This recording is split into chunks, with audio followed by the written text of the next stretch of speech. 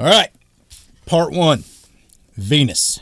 No book or collection of books in the history of mankind has ever a more attentive reading, a wider circulation, or more diligent investigation than the Old Testament.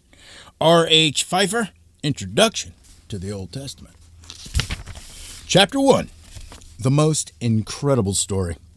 The most incredible story of miracles is told about Joshua ben Nun, who, when pursuing the Canaanite kings at Beth-horon, implored the sun and the moon to stand still. And he said in the sight of Israel, Sun, stand thou still upon Gibeon, and thou moon in the valley of Ajalon. Period. And the sun stood still, and the moon stayed until the people had avenged themselves upon their enemies. Is not this written in the book of Jasher? So the sun stood still in the midst of heaven, and hast not to go down about a whole day. Joshua 10, 12, and 13. This story is beyond the belief of even the most imaginative or the most pious person. Waves of stormy sea may have drowned one host and been merciful to another. The earth could crack asunder and swallow up human beings. The Jordan could be blocked by a slice of its bank falling into the bed of the river. Jericho walls, not by the blast of trumpets, but by an incidental earthquake, could have been breached. But that the sun and the moon should halt their movement across the firmament, this could be only the product of fancy, a poetic image, a metaphor, a hideous implausibility when imposed as a subject for belief, a matter of scorn. It manifests even a want of reverence for the Supreme Being. According to the knowledge of our age, not of the age when the book of Joshua or of Jasher was written, this could have happened if the earth had ceased for a time to roll along its prescribed path. Is such a disturbance conceivable? No record of the slightest confusion is registered in the present annals of the earth. Each year consists of 365 days, 5 hours, and 49 minutes. A departure of the earth from its regular rotation is thinkable, but only in the very improbable event that our planet should meet another heavenly body of sufficient mass to disrupt the eternal path of our world. It is true that aerolites or meteorites reach our Earth continually, sometimes by the thousands and tens of thousands, but no dislocation of our precise turning around and round has ever been perceived. This does not mean that a larger body or a larger number of bodies could not strike the terrestrial sphere. The large number of asteroids between the orbits of the planets Mars and Jupiter suggests that at some unknown time another planet revolved there.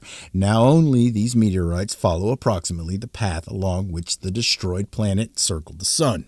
Possibly a comet ran into it and shattered it. That a comet may strike our planet is not very probable, but the idea is not absurd. The heavenly mechanism works with almost absolute precision, but unstable. There are way lost comets by the thousands, and by the millions revolve in the sky, and their interference may disturb the harmony. Some of these comets belong to our system. Periodically they return, but not at very exact intervals, owing to the perturbations caused by gravitation towards the larger planets when they fly too close to them. But innumerable other comets, often seen only through the telescope, come flying in from immeasurable spaces of the universe at very great speed and disappear, possibly forever.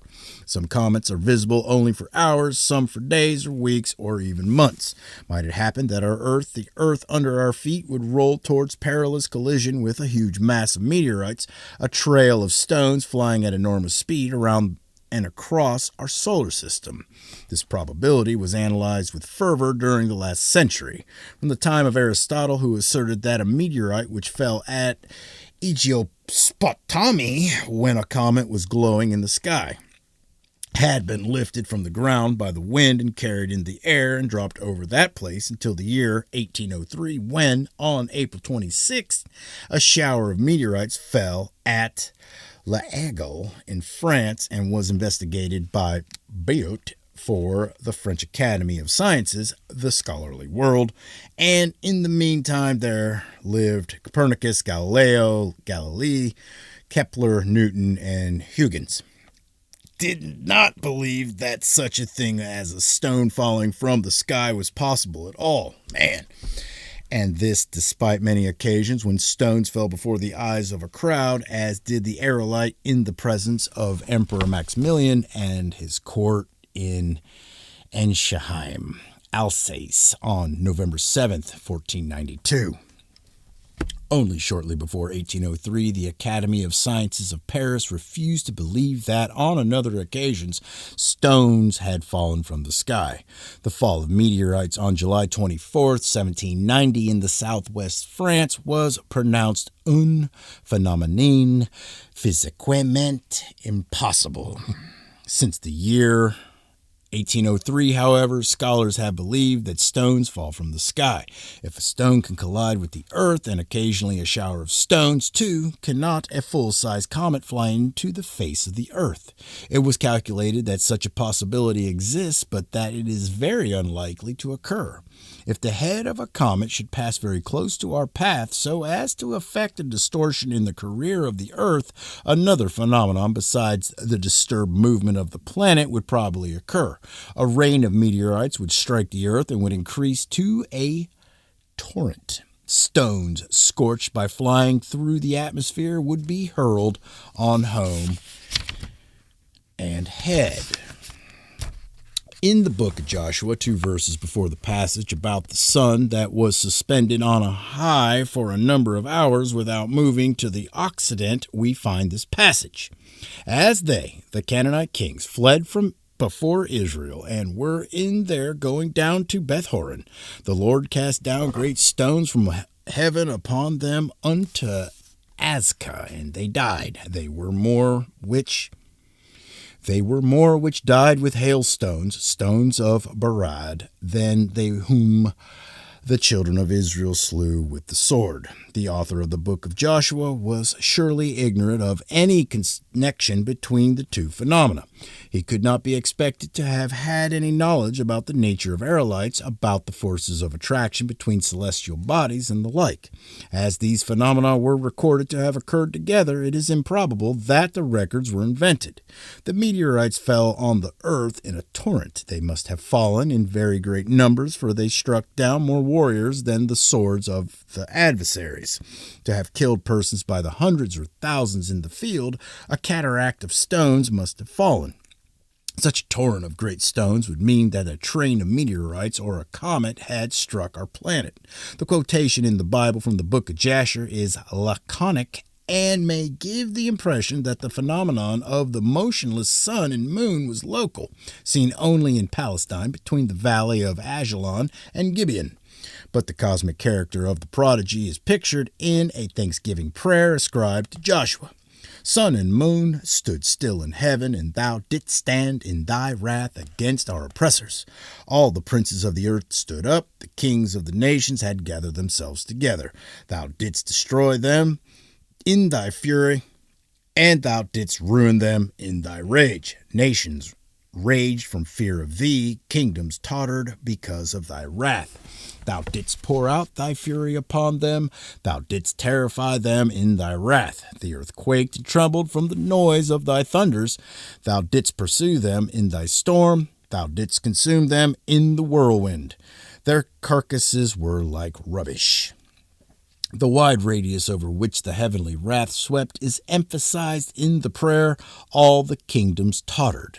A torrent of large stones coming from the sky, an earthquake, a whirlwind, a disturbance in the movement of the earth, these four phenomena belong together. It appears that a large comet must have passed very near to our planet and disrupted its movement. A part of the stones dispersed in the neck and tail of the comet smote the surface of our earth, a shattering blow. Okay. Are we entitled, on the basis of the book of Joshua, to assume that at some date in the middle of the second millennium before the present era, the earth was interrupted in its regular rotation by a comet? Such a statement has so many implications that it should not be made thoughtlessly.